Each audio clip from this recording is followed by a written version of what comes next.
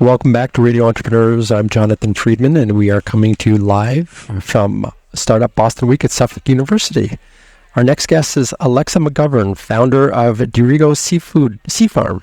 Yes. I almost got the food in there. I know. So tell us a little bit about your company, what it is that you do.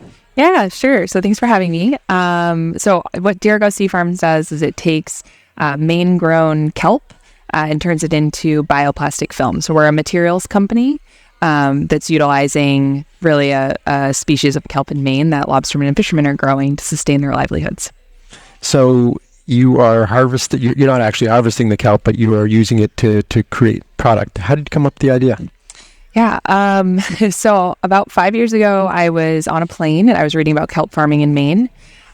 It was starting to be a really big business for a lot of these lobstermen and fishermen because it does amazing things for both the environment and the economy in Maine. So for the environment, it sequesters a lot of carbon. It's able to help with coastal erosion, salinity in ocean waters. And so that's one side of it. But the other side is that it's also really good for these lobstermen and fishermen who, in the face of climate change, are looking for an alternative revenue stream outside of their usual fishing endeavors. And so it's really been trying to be a built-up industry in Maine. And as I was reading about it, I had no idea how I'd get involved. I don't have a boat. I do not have a biology degree.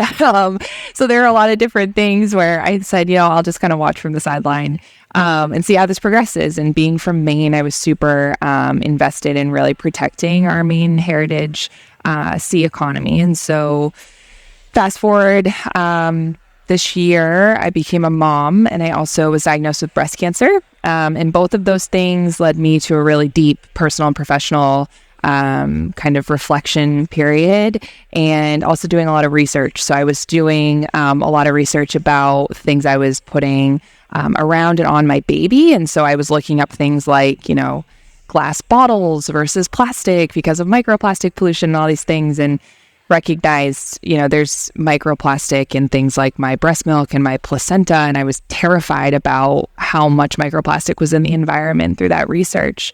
And then kind of paired with that, you do a lot of laundry when you're a new mom. And as I was doing all this laundry, I was wondering, where is all of this waste going? And so I use pods like, 90% of the North America population does. And so I wondered what happens to them. And it turns out they're actually wrapped in plastic, and 75% of that plastic ends up back in the environment as microplastic waste. And so I had two problems. I had a baby I was bringing into this world, and I was starting to get really scared about what I was kind of putting her body up towards. And then I also was realizing that we had a problem with laundry, and turns out you can actually use kelp as a really great source for bioplastic material. And so we learned that through a lot of testing. And so we're able to actually start making a laundry and dish pod alternative that really solved those two problems, then allowed for us to be able to use the kelp grown by these Maine fishermen more effectively. So do you envision an opportunity to create a lot of different products from sea kelp?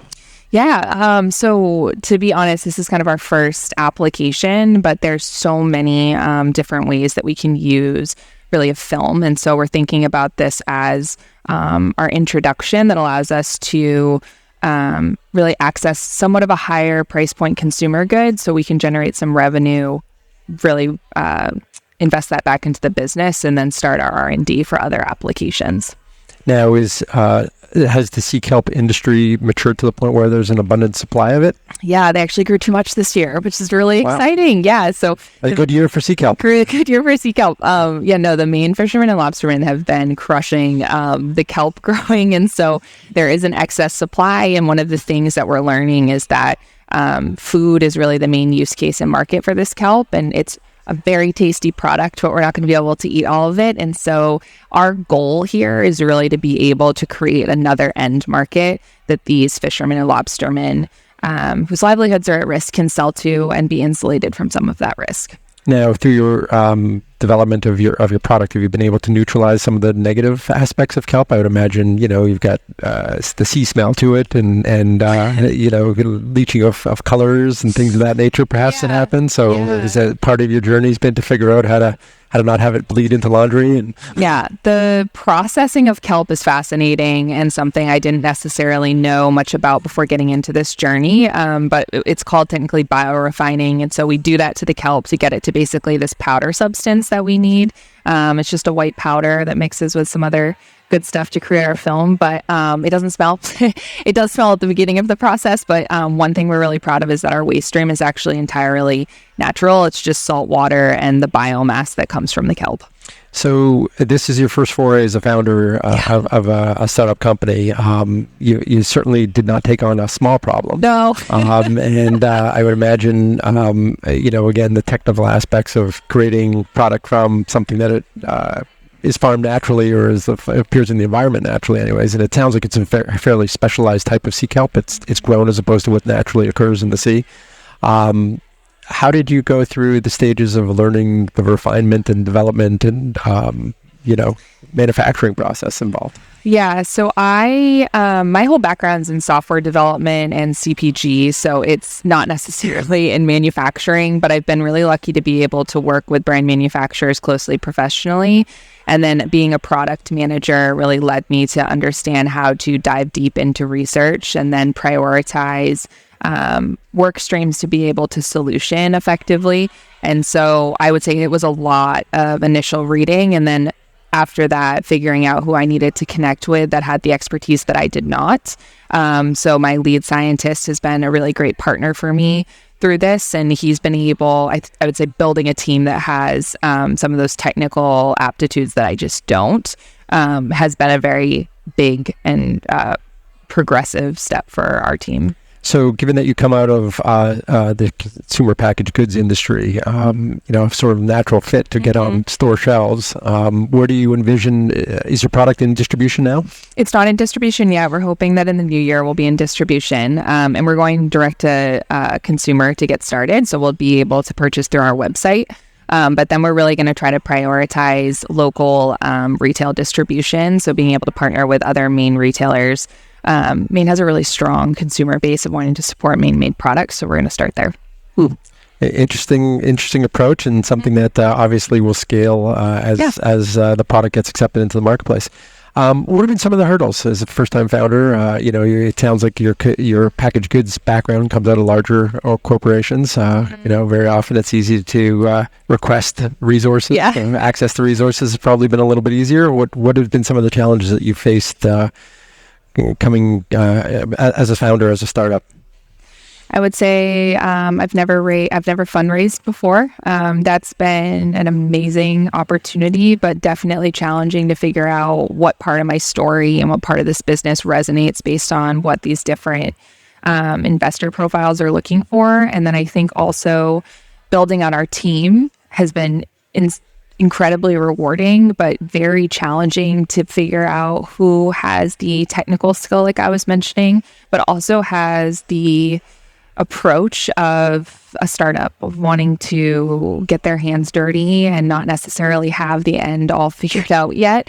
And so finding those people is really challenging, but we've been able to, and that's been amazing. So you've developed prototype product. Do you have a contract manufacturing, or are you going to manufacture yourself? I imagine it's a fairly specialized product that probably takes some fairly specialized equipment to produce. Other than pouring it into forms in ice forms type of thing. So we are going to be in-housing the biorefining process. So think the kelp comes in, looks like what you expect kelp to, and then we need to get it to that powder. So we're in-housing that process. And we're also in-housing the actual film casting process. So to be able to get it into those long rolls that you would expect to see plastic in. We've actually provisionally patented that whole process. And then the process after the film, which would include really creating those pods that we're used to seeing and encapsulating the soap, we'll be partnering with a co-packer in Chicago that will be able to do that for us. Wonderful. So it sounds like you're a fair way along the path towards actually having a finished product. Yeah. Tell us again, remind me the time frame from original conception to today. Yeah. Original conception, trying to figure this out, was probably 4 to 5 years ago of ideating, but we found it officially at the end of last year. So, okay, so your acceleration has been fairly fast. Yeah, it's been quick, but it's been great. And how did you make the selection of your market? You saw a need, obviously, with pods. It was very personal to you.